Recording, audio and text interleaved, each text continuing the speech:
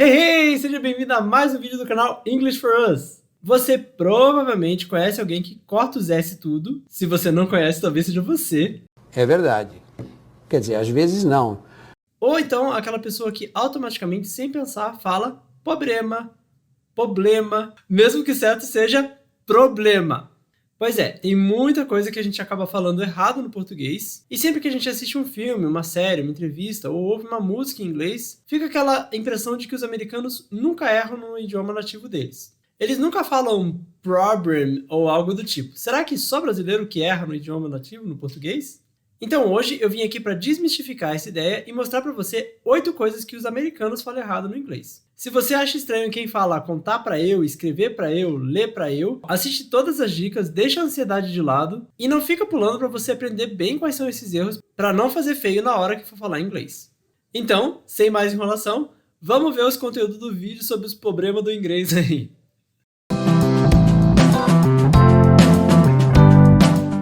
O primeiro erro chega a ser até meio primário, porque ele só confunde bastante a gente quando a gente está no nível básico, aqui bem no comecinho do aprendizado do inglês, que é trocar your pelo your.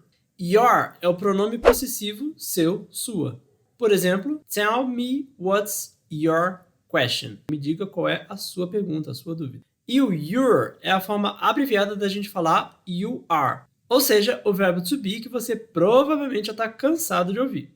You're tired of learning this. You're tired of learning this. Você está cansado de aprender isso. Acontece então que muito americano acaba trocando esse you're pelo your e vice-versa. Por exemplo, you're tired of learning this. Já rolou até um meme aí nas redes sociais que falava o seguinte: knowing the difference between your and your, ou seja, saber a diferença entre your e your, is the difference between knowing your shit, ou seja, é a diferença entre saber das suas coisas, dos seus problemas, ou se a gente traduzir aí literalmente, é o mesmo que saber das suas bostas, and knowing your shit, and knowing your shit, ou seja, e saber que você é uma bosta.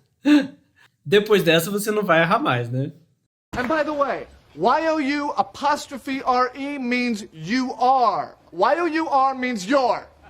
Parecido aí com essa questão de your e your, a gente tem também a variação de their e their. Sim, a pronúncia é bem parecida e o que varia mais aí nesse caso é a escrita. As duas primeiras seguem a mesma lógica do que a gente acabou de falar. Their, que seria a junção, a abreviação de they are do verbo to be. E their, que significa deles, delas. Por exemplo, they are very nice. Eles são muito legais, muito bacanas. Their friends are very nice. Their friends are very nice.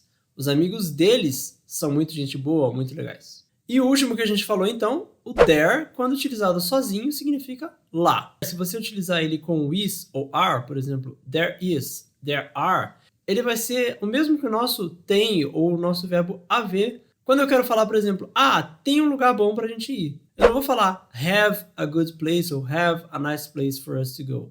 E sim, there is a nice place for us to go. Então eu vou utilizar o there is para o singular e o there are para o plural. There are very nice restaurants there. Há muitos restaurantes legais lá. There are very nice restaurants there. So their parents, they're black now, but they're there. It's ou it's. Na fala fica igual, na escrita a diferença é só um apóstrofo, mas it's tudo junto é a forma possessiva do it, ou seja, a mesma coisa que aquele dele e dela que a gente falou no your, só que nesse caso sendo aplicado para objetos ou bichinhos ou bichos. Por exemplo, my dog is scratching its ear. Já o it's com apóstrofo é a abreviação de it is, ou seja, de novo o verbo to be. Por exemplo, it is such a beautiful day. It is such a beautiful day. Tá realmente um dia lindo. Feels like it's its own realm. Then e then.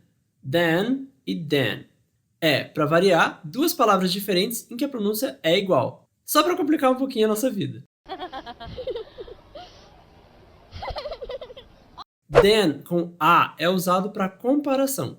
Por exemplo, he is taller than me. He is taller than me. ele é mais alto do que eu. Já o then com E é usado como então, depois, aí. Por exemplo, we were walking in the park, a gente estava andando no parque, and then I saw a beautiful bird. E então eu vi um lindo pássaro. Tem americano que escreve, por exemplo, he is taller than me, com E. Ou então, and then, com A, I saw a bird in the park. E aí você está usando a palavra incorreta e você está tirando todo o significado da frase. Mas você não vai fazer isso porque você está vendo esse vídeo.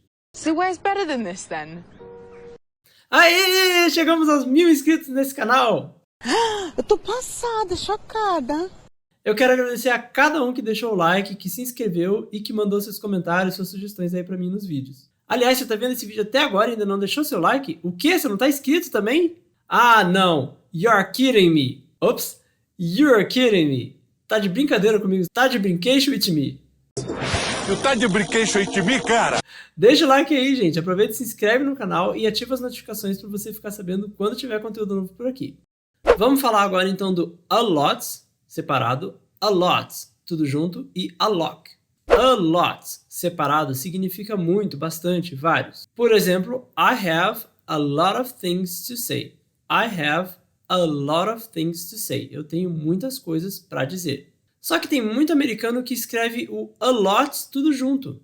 E sabe o que esse a lot junto significa? Nada. Pois é, não existe a lot tudo junto, só o a lot separado. I have a lot of companies to pay a lot of people a lot of money. E por último, a gente tem o a lock. Esse aí é só o DJ mesmo, foi só pra enrolar você um pouquinho. Voltar pra cá e Que deselegante. Don't e doesn't. Vamos relembrar lá da construção do simple present, ou seja, o presente simples. Quando você quer dizer que você não faz, não anda, não escuta, não entende, você utiliza o don't para I, you, we e they, e o doesn't para he, she, it. Essa é uma regrinha bem básica que a gente aprende no inglês logo no começo, só que tem muito americano que acaba utilizando o don't para todas as pessoas. Então acaba usando he don't, she don't, it don't. E isso está errado conforme a gente aprende na gramática do inglês. She don't need you to defend her. No, she doesn't. She doesn't need a doctor. She needs you. Nothing e anything. Nothing, anything. Nothing, que seria de forma resumida a mesma coisa que a nossa palavra nada. E anything pode significar tanto o nosso qualquer coisa quanto o nada. Só vai depender da forma e da ocasião em que você utiliza o anything. O que acaba acontecendo então é que alguns americanos utilizam esse nothing nos dois casos, e aí acabam criando uma dupla negativa. Por exemplo, I don't have nothing to say. I don't have nothing to say. Eu não tenho nada para dizer. Pra gente, no português, essa negativa dupla e eu não tenho nada faz um pouco de sentido porque a gente utiliza no dia a dia. Mas no inglês fica um pouco estranha essa construção. Ao invés de você dizer I don't have nothing to say, prefira I don't have anything to say. Aliás, se você quer ver um vídeo aqui falando especificamente sobre esse anything, nothing, something, deixa aí pra mim nos comentários. Don't say nothing to nobody downtown. Don't say anything. E como eu falei lá no começo, se você acha estranho quem fala contar pra eu, ler pra eu, escrever pra eu, ou então, mim gosto de estudar inglês, É claro. fique sabendo que isso não acontece só no português. Muitos americanos acabam cometendo esse erro também no inglês, utilizando, por exemplo, My friends and me are going to watch some movies today. Ou seja, fica o mesmo que meus amigos e mim vamos assistir alguns filmes hoje. O correto então seria My friends and I. My friends and I. Look, my friends and I renovated. Diz aí, curtiu essas dicas?